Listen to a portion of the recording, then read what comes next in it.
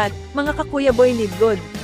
Salamat po sa patuloy na pagsuporta sa channel na ito. Sana po ay may naibabahagi ang Kuya Boy Libgod channel na kaalaman sa inyo, para higit nyo pang maunawaan ng lubos, ang Libgod. Ang pag-uusapan natin ngayon ay, totoo ba nakikita ka ng $2,047 sa Libgod, kahit wala kang invite o recruit? Marami ang hindi naniniwala, at sinasabi nilang scam daw ang Libgod, dahil sa mga salitang ito. Ano, kalokohan yan. Galing na ako sa networking, at alam ko na obligado kang mag-recruit para magkaroon ng downline at kumita ka, yan ang madalas nilang reaksyon. Kung napanood nyo na ang mga naunang videos sa channel nato, alam nyo na hindi traditional networking company ang Libgod.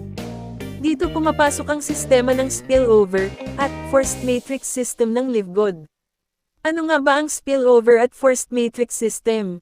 Yan ang aalamin natin ngayon, dahil, mahalaga yan para mapatunayan natin na kaya nga bang kumita sa Libgod, kahit wala kang invite.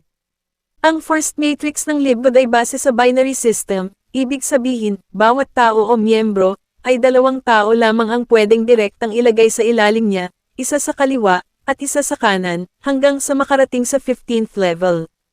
Ito ang tinatawag na power of 2. First level ng matrix mo ay may dalawang kang tao, right at left, second level naman, dahil yung dalawang tao sa ilalim mo ilalagyan din ng tig-dalawang tao nila sa left at right nila, magiging 4 na. Tapos sa third level ng matrix mo, yung 4 na tao sa second level mo ay lalagyan din ng tig-2 bawat isa sa kanilang left at right, kaya magiging 8 na ang tao mo sa third level mo. Ganon din sa fourth level ng matrix mo, magiging 16 na ang tao mo sa matrix. Sa fifth level mo naman, magiging 32 na ang total na tao mo sa ilalim ng matrix. Sa 6th level ay 64. Sa 7th level ay may total ka na 128 katao. Ibig sabihin sa bawat level na itataas mo, ay dumodoble ang bilang ng mga tao sa ilalim mo. Ito ay hanggang sa makarating ka na sa 15th level. Kaya ang structure ng matrix sa Libgod ay tig-2 tao lang direkta sa ilalim ng bawat miyembro. At dyan napapasok ang tinatawag na spillover. Dahil nga sa limitado lang sa 2 ang direktang nasa ilalim ng bawat tao, anumang sobra na tao, na na-invite ng bawat miyembro na upline mo ay ilalagay doon sa mga miyembro na wala pang tao direkta sa ilalim ng left at right niya. Automatic na ginagawa ito ng system ng Libgod. So ang spillover, kapag yung nag-invite sa'yo ay mayroon ng left at right na tao direkta sa ilalim niya, at nakapag-invite uli siya, yung bagong invite niya, ay hindi na ilalagay direkta sa ilalim niya, kundi, ilalagay ito doon sa mga tao sa team niya na, wala pang downline o tao sa ilalim. Pwedeng manggaling ang spillover sa upline mo, o upline ng upline mo. O kahit kanino sa team mo na nakapag-invite ng bagong affiliate member. Ganito ang ginagawa ng system ng Libgod hanggang sa, mapuno ang iyong matrix.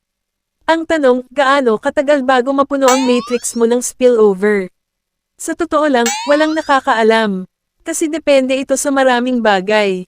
Maaring 6 months, 1 taon, 2, o 3 taon. Yung waiters, kasi ito yung tawag doon sa mga naghihintay lang ng spillover. Example, kung ang team mo ay puro waiters, at iilan lang yung active, o masipag mag-invite, syempre mabagal ang pasok ng mga bagong miyembro pati na rin syempre, ng spillover. Pero kapag ang team mo ay karamihan ay masipag, mabilis ang magiging pagdami nyo, at ng spillover. Ay, siya nga pala, huwag nyo sanang kalimutan na, mag-subscribe sa channel ni Kuya Boy.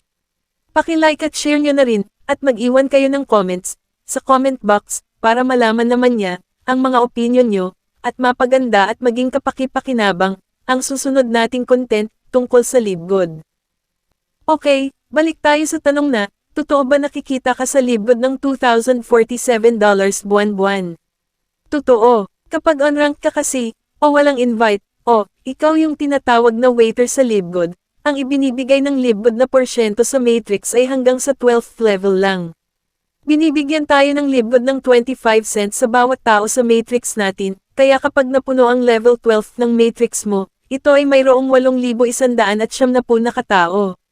Kaya ang kikitain mo sa lahat ng mga ito ay 25 cents times 8,170 katumbas $2,047.50.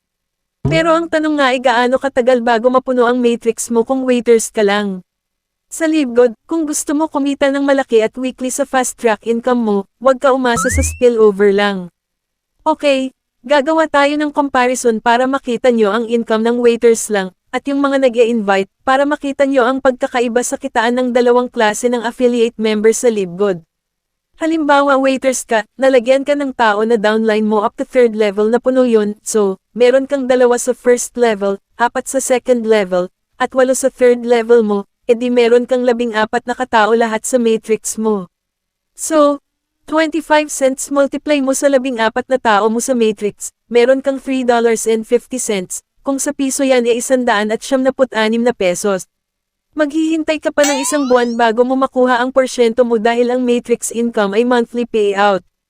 Yung nag-i-invite naman, halimbawa nakapag-invite siya ng 2 katao, so ito ay $25 bawat isa, bale $50. Bale 2,800 o 2,900 ito sa pesos depende sa value ng dollar.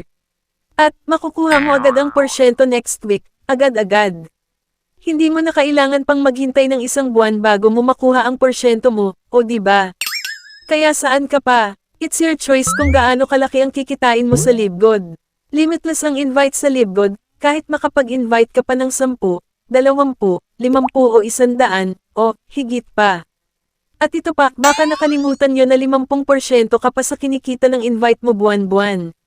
So, halimbawa lang ni-invite ka na 10, tapos kumikita na ang mga ito ng tig 10,000 buwan-buwan, edi meron ka pa ring 5,000 sa bawat isa sa kanila buwan-buwan.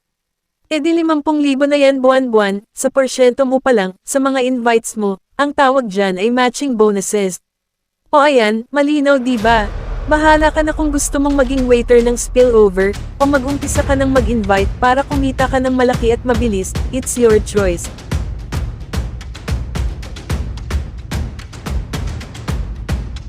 Siya nga pala, huwag niyo sanang kalimutan na, mag-subscribe sa channel ni Kuya Boy. Paki-like at share niyo na rin, at mag-iwan kayo ng comments, sa comment box, para malaman naman niya, ang mga opinion niyo, at mapaganda at maging kapaki-pakinabang, ang susunod nating content, tungkol sa LiveGood.